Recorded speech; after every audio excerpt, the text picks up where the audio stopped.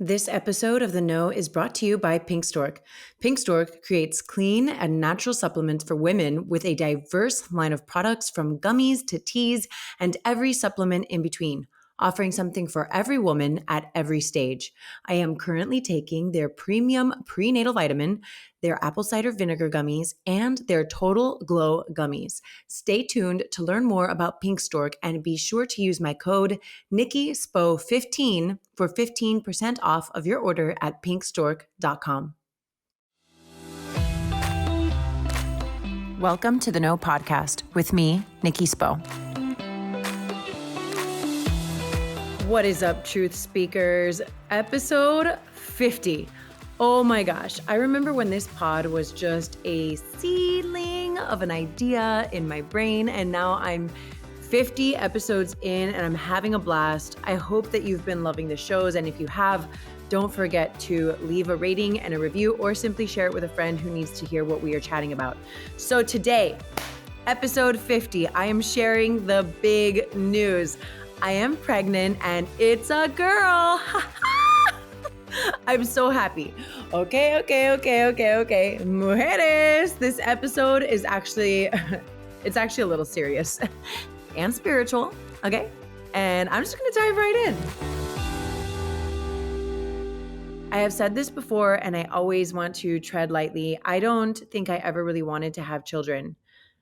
I think that I felt like it was something I always thought I'd do because that's what people do and all that, but I never thought that I would have children of my own. And I don't know, like I never really liked babies growing up, and I never spent a lot of time with small children. So I was pretty terrified of them, I think, and of becoming a parent in general. So in general, I like to cross bridges when I get there for the most part.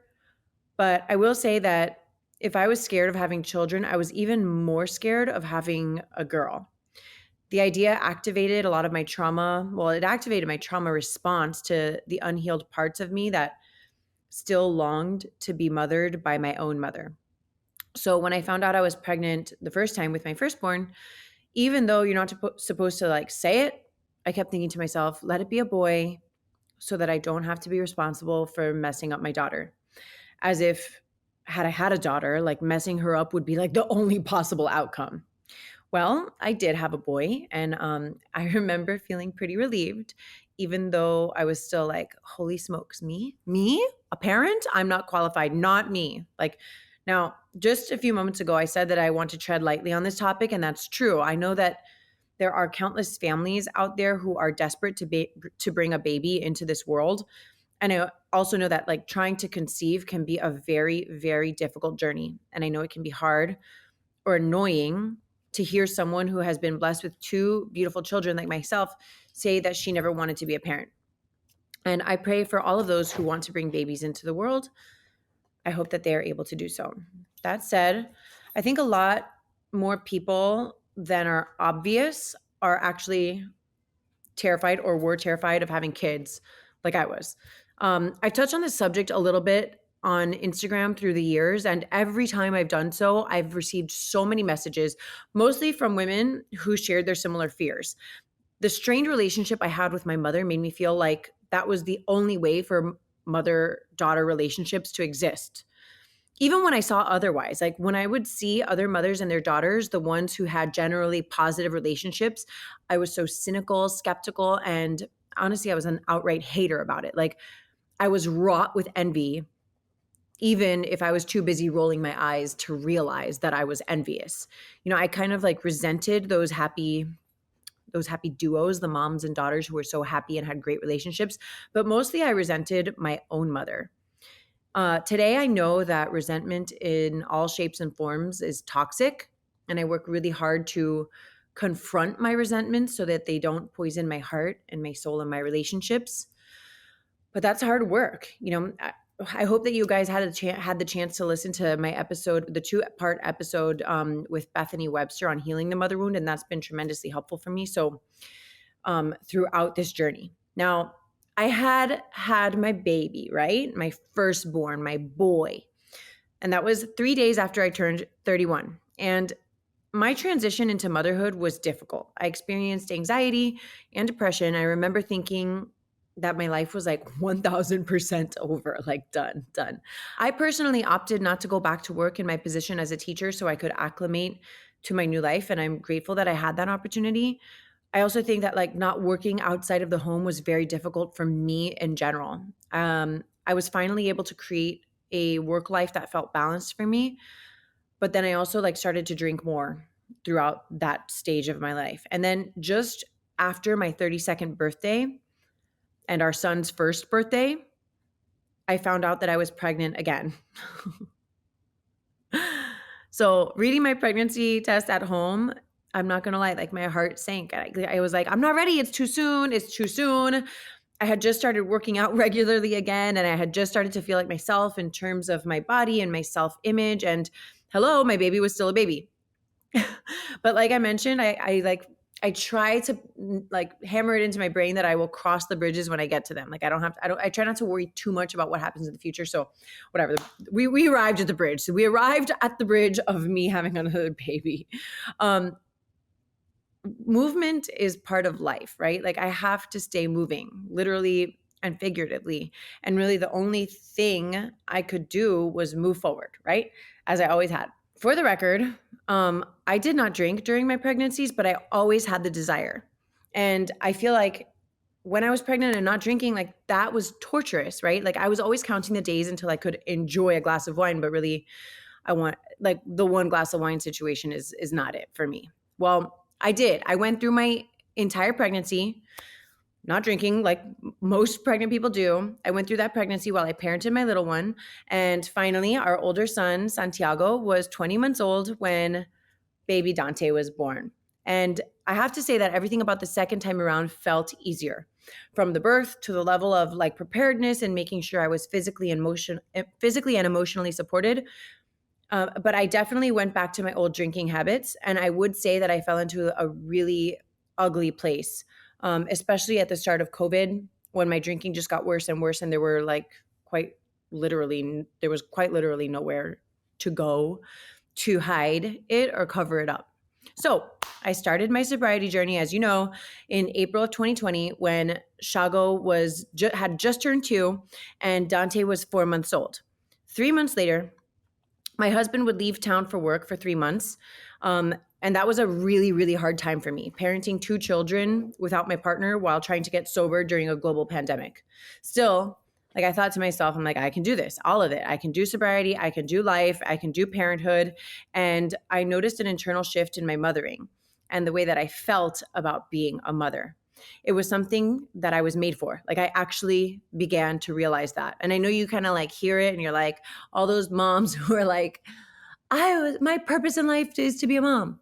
Now, it's not the only thing I was made for. No, like I believe I was made to do and be so many things in this life. But in a world where I thought like I was not supposed to be a mom, I now knew that I most certainly was, and that if the universe saw fit, that I would be open to becoming a mother again, a third time around. Okay, so the cat is out of the bag, and now that that's the case, I want to tell you about the prenatal vitamin that I am choosing to take. After spending time scouring the internet to find the best prenatal vitamin for my preferences, I decided on Pink Stork. I used a different vitamin during my first 2 pregnancies, but the aftertaste made me feel nauseous, and I had to take 4 pills a day. Not fun. Pink Stork is effective for both mom and baby and supports the development of baby's brain and spinal cord and mom's overall wellness before, during, and after pregnancy. Now I am taking Pink Stork's premium prenatal vitamin, which has all the essentials. It includes key ingredients such as folate, vitamin A, B vitamins, vitamin C, iron, biotin, and probiotics for premium pregnancy support. These products are also clean, made without gluten, wheat, dairy, soy, or GMOs. I am also enjoying the apple cider vinegar gummies as well as the Total Glow gummies, which are safe through all stages of womanhood and motherhood. Another bit that I love, the company is woman-owned and run. Pink Stork's founder and CEO is a woman, and over 80% of the company's employees are women. I am pleased with the complete lineup that they have, and they even have vitamins for men. Use my code NikkiSpo15 for 15% off of your order at pinkstork.com.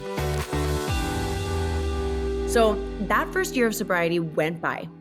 And with a tremendous amount of grace and support, I was able to reconnect with my mother, put her through rehab, and ultimately provide for her during the last 2 years of her life. Now, just because I reconnected with her did not mean that we fixed everything between us. By that point, I had been working regularly with a sponsor, developing my spirituality, releasing my resentments, and working to make amends to those that I had wronged. And I realized that despite my ability to forgive my mother, which I did, I was still not able to share space with her or communicate with her regularly. It was too dangerous to me, to my sobriety and my emotional well-being, which meant it was also those things for me as a mother for my 2 boys. I wanted to do everything in my power to be in tip-top shape for the family that I was creating in my own life. And I'm thankful that even though I did not get to physically spend time with my mom in the end, that I was able to provide for her in some capacity, hopefully to help her be comfortable and clear-minded.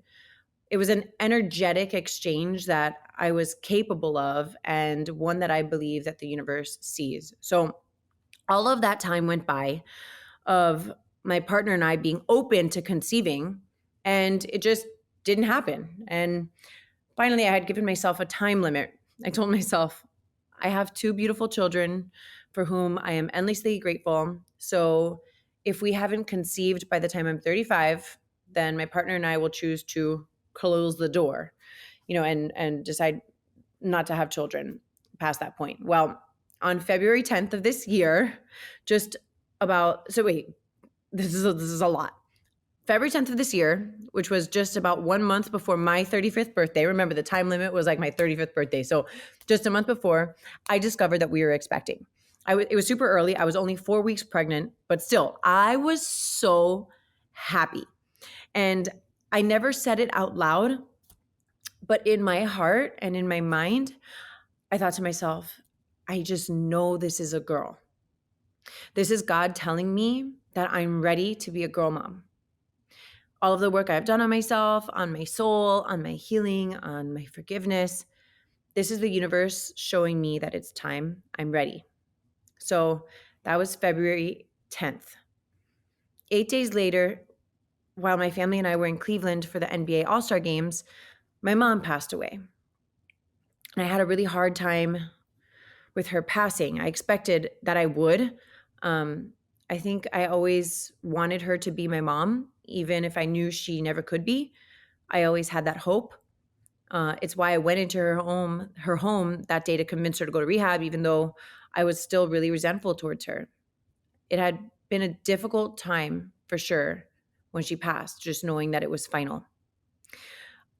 On that note, I like to think that I am rebuilding my relationship with her now in spirit. When I pray, I tell her things about my life. I give her updates. I share funny things with her. I pray with her and I pray for her with my children. And I actually ask her to guide me and show me the way in so many situations, because I believe that her soul, just like all of our souls, is pure and good. That's how we come here to this earth. That's what I believe. And that it's just the earthly stuff that got in the way. So then one day in April, right, I'm dealing with this stuff. I'm pregnant. My hormones are going crazy. My mom passes away. Just a lot of stuff going on, right? One day in April, I get a call from my OB, Dr. Peter Kamvangza, who I adore and highly recommend, which I'm actually doing. Wait, I'm going to plug this really quickly. I'm actually doing an IG Live with Baptist Health and Dr. Peter Kamvangza this week. So stay tuned for that. It all just magically worked out, and the timing of it, it just made sense. I don't know. That's how the things happen in the universe, right? Okay. So stay tuned to that. That's happening this Wednesday. Dr. Peter Kamvangza and I are going to be talking on IG Live at noon. Okay. So Dr. Peter calls me, right? He had the results for us to find out the sex of the baby. And he asked me if I wanted to guess, as he had done with both Santiago and Dante. And without thinking, I just didn't even think about it. It just fell out of my mouth. I said, it's a girl. And he said, it's a girl. Congratulations, my friend. You get to be a girl mom on your terms in your own way. So Having a girl is something I have been terrified of my entire life. Today, I cannot wait to meet my daughter. I can't wait to love her unconditionally, help her discover who she is and who she wants to become. I pray for the serenity to withhold judgment and shame in my parenting of her so that I may assist in mending the mother wounds that have existed for the generations preceding our spiritual union as mother and daughter. I hope to be all of the amazing things that my mother was: fearless, funny, magical, resilient AF. She beat stage 4 cancer, and wild. And I hope to forge my own new qualities as my family and I raise our little female. My family and I could not be more excited to welcome our baby girl to the world this fall. Thank you for listening to this episode, my friends. Episode 50. Cheers to many more.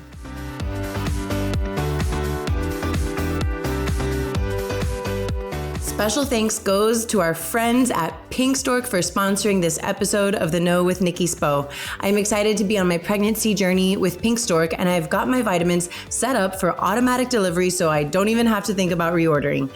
Stork is there for me every step of the way, and I hope you get to enjoy the products too. Head on over to pinkstork.com and use my code NikkiSpo15 for 15% off of your order. Thank you so much for listening to The Know. If you loved this episode, go ahead and share it with a friend.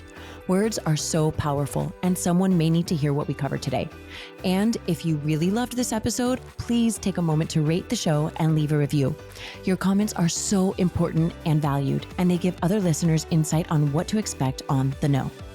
You can connect with me personally via Instagram at Nikki Sap Spo and The Know with Nikki Spo.